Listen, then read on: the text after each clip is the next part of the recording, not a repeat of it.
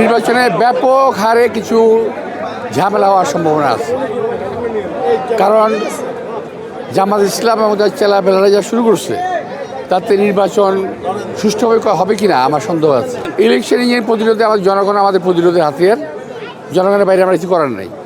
Election ইঞ্জিনিয়ারিংটা it's very difficult thing, এটা ভিতরে কী করে ফেলবে এটা বলা খুব মুশকিল। না, এই স্বল্প সময়ে নির্বাচন হয় না এবং করা ঠিকও না। আমরা আগে নির্বাচন যখন করেছি তখন 3 মাস আগে শুরু করেছি ধীরে ধীরে, তারপরে এক সময় টাইম কমায় না হয়েছে।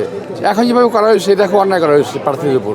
আমরা নির্বাচনের আগে এখন যেটা হচ্ছে ব্যালট পেপার পাওয়া যাচ্ছে, সিল পাওয়া যাচ্ছে, এটা আমরা আশঙ্কা করেছিলাম আগেই। আমরা এখন দেখছি যে আমাদের আশঙ্কাটা সত্যি হচ্ছে।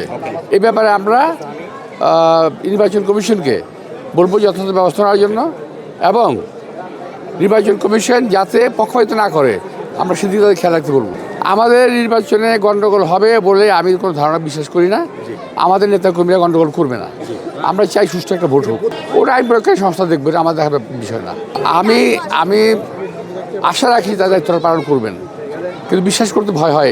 ইদানিং ওদের কিছু কার্যক্রম দেখে আমার বিশ্বাস করতে কষ্ট হচ্ছে, বিকজ আমি অনেকগুলো কমপ্লেন দিয়েছি, তারা একটা অ্যাডমিট করে নেই, মানে অ্যাকশনে যায়নি।